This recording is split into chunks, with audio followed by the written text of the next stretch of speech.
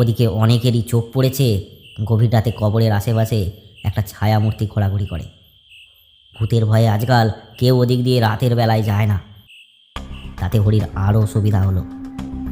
না, হরির আজ কোনো অভাব নেই, দিব্যি রমরমিয়ে চলছে তার ব্যবসা।